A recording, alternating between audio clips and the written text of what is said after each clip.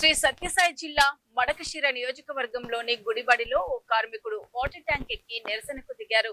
శ్రీరామ్ రెడ్డి తాగునీటి పథకంలో పనిచేస్తున్న కార్మికులకు ఏడాదిగా వేతనాలు చెల్లించడం లేదని ఆరోపిస్తూ సుబ్బరాజు అనే కార్మికుడు వాటర్ ట్యాంక్ ఎక్కి ఆందోళన చేపట్టారు. బకాయి వేతనాలను వెంటనే విడుదల చేయాలని డిమాండ్ చేసిన ఆయన ఉన్నతాధికారులు స్పందించకపోతే వాటర్ ట్యాంక్ పై నుంచి దూకి ఆత్మహత్య చేసుకుంటానని హెచ్చరించారు.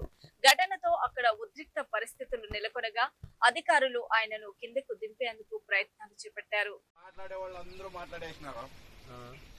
నేను ఒకటే మాట్లాడాల్సి ఉండింది. లాస్ట్ మాటలు మాట్లాడేస్తే సరిపోతుంది. కాదో ఉప్పం కొంచెం ప్రాజెక్ట్ నమ్ముకొని చూసినారు కదా నా రైతు పని చేసినారు. మీరు పని చేయలేదంటే మీకు అంత తెలియకుండా ఏం లేదు. తెలుసు నాకు ఇంక వేరే దారే లేదు. నాకు జీతం అన్నా ఎలా నేను సావన్నా సావాలి. ఇవరంటే నాకు వేరే ఆప్షన్ లేదు.